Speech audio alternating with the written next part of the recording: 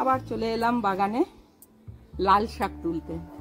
দেখুন কি সুন্দর লাল শাক হয়েছে। এই শাকগুলো আরো আগে তোলা দরকার ছিল।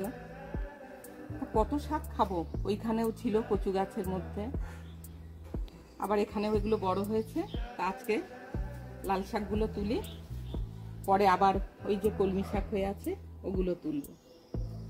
তা লাল শাক দিয়ে আজকে দুটো রেসিপি করব। আপনারা সঙ্গে থাকবেন, দেখতে থাকবেন কি করি।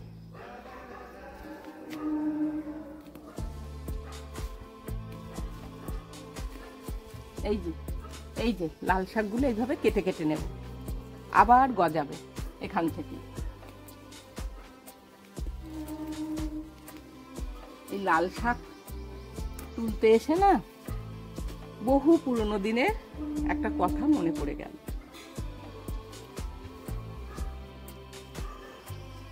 তখন গ্রামে ইলেকট্রিক পৌঁছায়নি। তখন কি হতো, গ্রামের অনুষ্ঠানগুলো সব দিনের বেলাতেই হতো, একমাত্র বিয়ে হতো রাত্রের বেলা। তা যারা অবস্থাপন্ন তারা জেনারেটর ভাড়া করে আনতো, আর যাদের অবস্থা ভালো ছিল না তারা কি করতো, হ্যাজাক ভাড়া করে আনতো। দিনের বেলার অনুষ্ঠান তো তখন কি হতো, প্রথম পাতে দিত এই লাল শাক ভাজা। সেই বাদাম দিয়ে পোস্ত দিয়ে এত সুন্দর লাল শাক ভাজা করতো। আর আমরা ছোটরা কি হতো, সেই লাল শাক ভাজা দিয়েই আমরা ভাত খেয়ে নিতাম। এত লাল হতো মাখলে, আমরা বলতাম কি আলতা ভাত। এখন এই শাকগুলো এতটা লাল হয় না, তখন পাতাগুলো ছিল লাল শাকের এরকম গোল গোল আর লাল টকটকে। তো সেই কথা মনে পড়ে গেল পুরনো দিনে। বহু কথা এরকম স্মৃতির পাতায় আছে।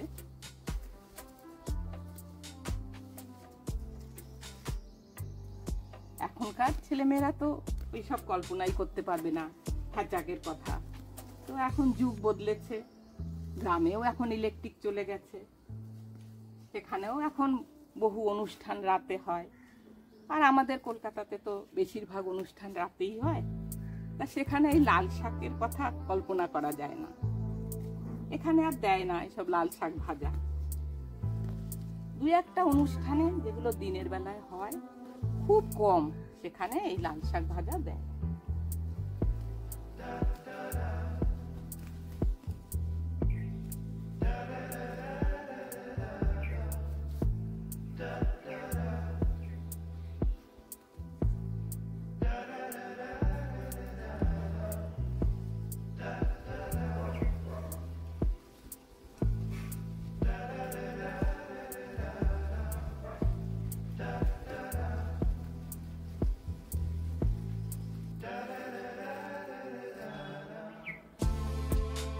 চলো, শাক তোলা হয়ে গেছে, এবার ঘরে যাই। আপনারাও সঙ্গে থাকুন। এই লাল শাক দিয়ে হবে পরপর দুটি রেসিপি, একটা লাল শাকের টক, অন্যটি লাল শাক ভাজা। প্রথমে বানাবো লাল শাকের টক। এই জন্য কিছুটা পরিমাণ শাক আমি ধুয়ে কুচিয়ে নিয়ে এসেছি, আর বাকি শাক দিয়ে হবে লাল শাক ভাজা। এই একটা ভিডিওতেই পরপর দুটো রেসিপি আপনারা দেখতে পাবেন, কোথাও যাবেন না, সঙ্গে থাকুন। প্রথমে এবার আমি কি করলাম, শাকটাকে কড়াইতে তুলে দিলাম। এবার কিছুটা জল দিয়ে দিই, শাকটা যাতে সেদ্ধ হয়। এবার এতে নুন দিয়ে দেব। ভালো করে মিশিয়ে ঢাকনা চাপা দিয়ে শাক সিদ্ধ হওয়ার জন্য রেখে দিতে হবে। এই সময় গ্যাসের ফ্লেম মিডিয়াম টু লো রাখবেন। মিনিট 15 পর ঢাকনা তোলা হয়েছে। শাক সেদ্ধ হয়ে গেছে, এবার নামিয়ে নিচ্ছি।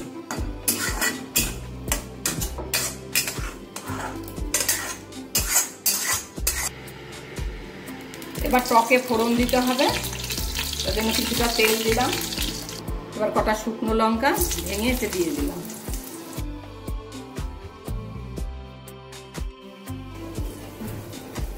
এবার কালো সর্ষে দিয়ে দিলাম,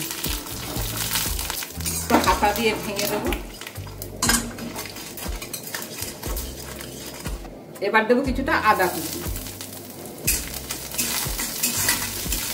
আদা কুচিটা একটু ভালো করে ভেজে নিই, তারপরে শাকটা ঢেলে দেবো। আদা ভাজা হয়ে গেছে, এইবার শাকটা ঢেলে দেবো।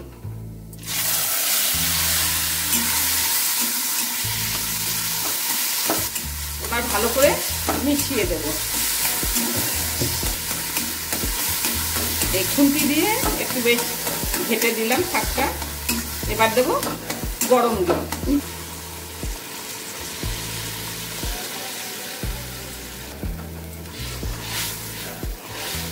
এবার একটা আমকে আমি সেদ্ধ করে ম্যাশ করে রেখেছি, এবার সেই আমটা দিয়ে দেবো।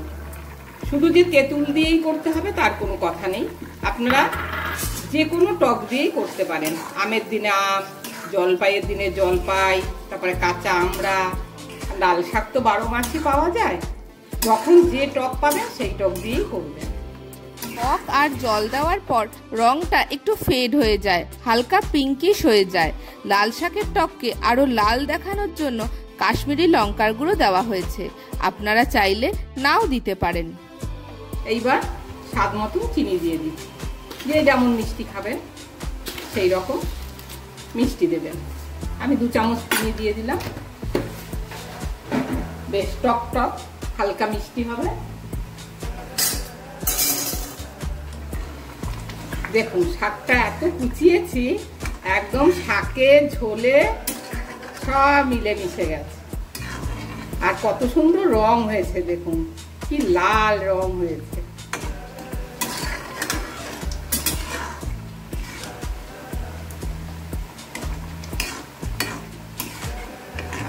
শাকের টক মোটামুটি হয়ে গেছে, এবার নাবিয়ে দেব।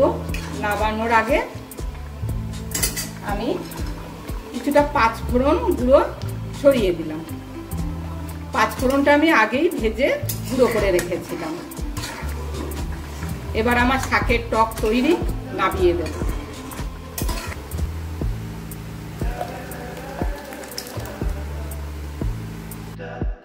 তৈরি হয়ে গেল লাল শাকের টক। এবার লাল শাক ভাজা বানানোর জন্য প্রথমে একটা শুকনো কড়াই গরম করে তাতে 2 চামচ পোস্ত দিয়ে দিতে হবে। পোস্তর রং পরিবর্তন হওয়া অবধি ভাজতে হবে। এই সময়ে গ্যাসের ফ্লেম একটু ধিমে রাখবেন, নয়তো পোস্ত জ্বলে যেতে পারে।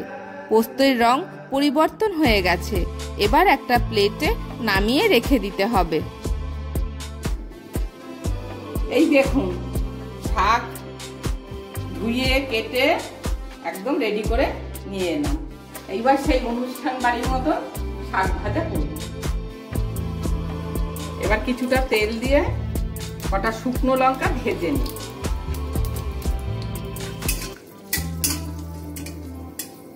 শুকনো লঙ্কা ভাজা হয়ে গেছে, এবার নাবিয়ে নিলাম।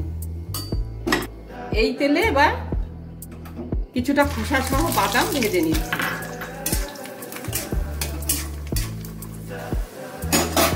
বাদামও ভাজা হয়ে গেল, এবার বাদামগুলো তুলে নিই।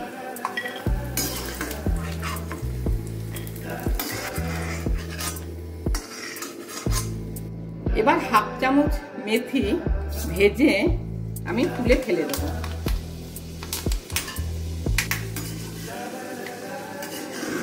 এই মেথি ভাজা হয়ে গেছে, মেথিটা বেশ লাল লাল ভাজা হবে, তখন তুলে নেব।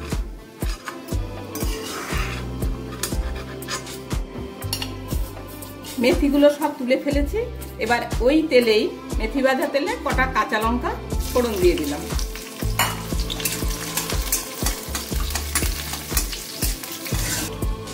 লঙ্কাটা একটু ভাজা ভাজা হয়েছে, এবার দেব থেতো করা রসুন।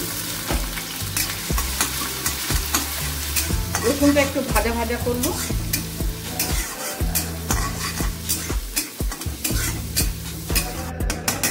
রসুনটা ভাজা ভাজা হয়ে গেছে, মিষ্টি গন্ধ বেরিয়েছে। এবার দিয়ে দিলাম 1 চামচ ঘি। ঘিটা দিয়ে একটু নাড়াচাড়া করে এবার দেব 2 চামচ মতো কোরানো নারকেল। এবার নারকেলটা বেশ লাল লাল করে ভাজবো। দেখুন নারকেল থেকে কেমন তেল বেরিয়েছে।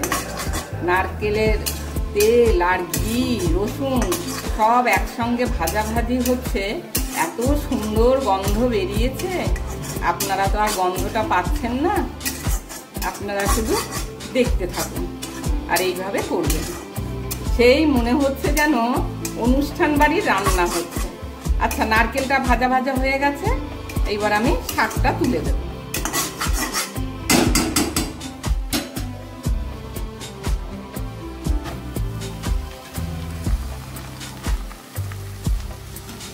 একটু মিশিয়ে নিই, তারপরে আবার বাকি শাকটা দেবো।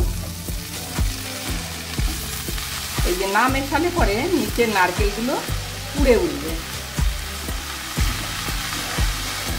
একটু উল্টে পাল্টে দিলাম নাড়াচাড়া করে, এবার বাকি শাক সব দিয়ে দেবো।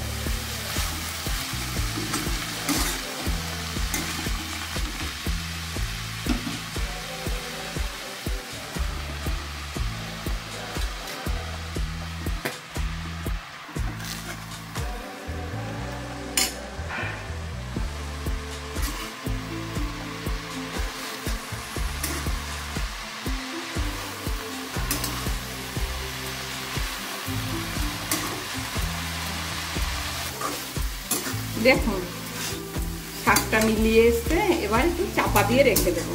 এখন নুন দেবো না, নুন দিলে জল বেরিয়ে যাবে আর শাকটা ভাজা যাবে না।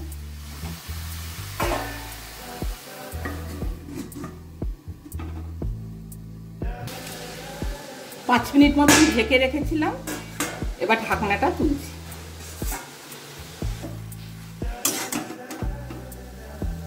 হ্যাঁ, শাক সেদ্ধ হয়ে গেছে। এবার একটু ভালো করে ভাজা ভাজা করে নিই।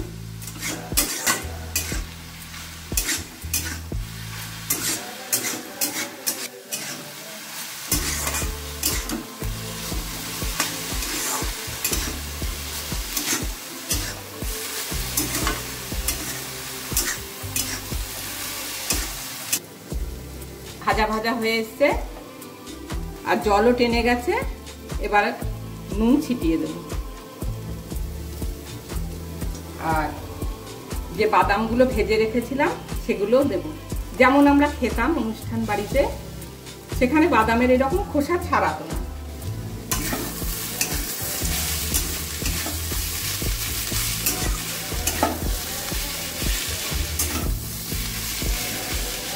এবার সামান্য একটু চিনি দিয়ে দিলাম। যে লঙ্কাগুলো আমি ভেজে রেখেছিলাম এবার সেগুলোকে গুঁড়ো করে নেব।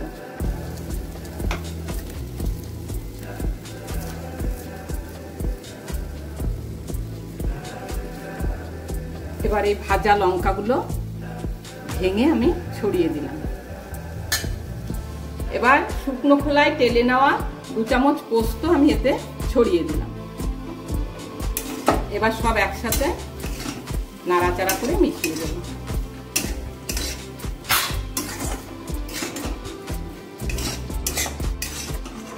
দেখুন শাকটা কি সুন্দর ভাজা ভাজা হয়ে গেছে। এবার নামিয়ে দেব। তৈরি হয়ে গেল আমার অনুষ্ঠান বাড়ির লাল শাক ভাজা। লাল শাক ভাজায় হলুদ দিলে শাকের রং ফেড হয়ে যায়, তাই লাল শাক ভাজার লাল রংটা দেখতে চাইলে কখনোই হলুদ দেবেন না।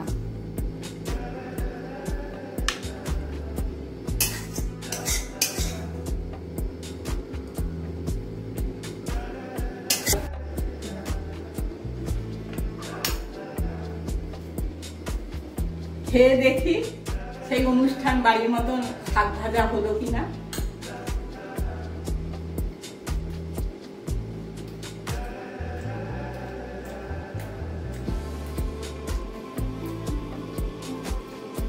সেই স্বাদ, প্রথম পাতেই বাজিমা। আপনারাও এইভাবে করে খাবেন, ভীষণ ভালো লাগবে। ভিডিওটি কেমন লাগলো অবশ্যই কমেন্টে জানাবেন। লাইক, শেয়ার ও সাবস্ক্রাইব করে মমস কিচেন ল্যাবের পাশে থাকবেন। ভিডিওটি শেষ পর্যন্ত দেখার জন্য অসংখ্য ধন্যবাদ।